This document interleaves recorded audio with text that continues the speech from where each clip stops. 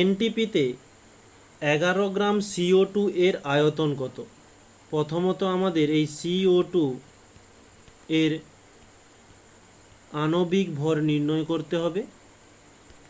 C এর আণবিক ভর হয়ে থাকে 12, ও এর হয়ে থাকে 16, দুটি ও রয়েছে তাই 2 দিয়ে গুণ দিলাম, তাহলে 12 প্লাস 16 দুগুণে 32, অর্থাৎ পাচ্ছি 44 গ্রাম। ওকে, তাহলে আমরা এখানে লিখতে পারি যে এনটিপিতে 44 গ্রাম CO2 এর আয়তন হয়ে থাকে, আয়তন হয় 22.4 লিটার। ওকে, তো এই 22.4 লিটার কোথা থেকে এসেছে?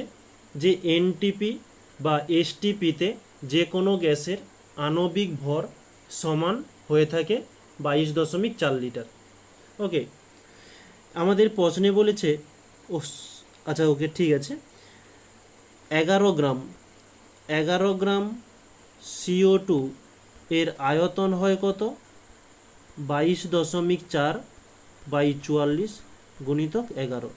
11 দিয়ে দিলে 11 4 44, পয়েন্ট তুলে দিয়ে নিচে 10 চলে এলো, 4 দিয়ে দিলে 4 5 20, 4 6 24, 5 6, যেহেতু নিচে একটা শূন্য রয়েছে উল্টো দিক থেকে একটা সংখ্যার পরে দশমিক দিয়ে দিলাম, এত লিটার।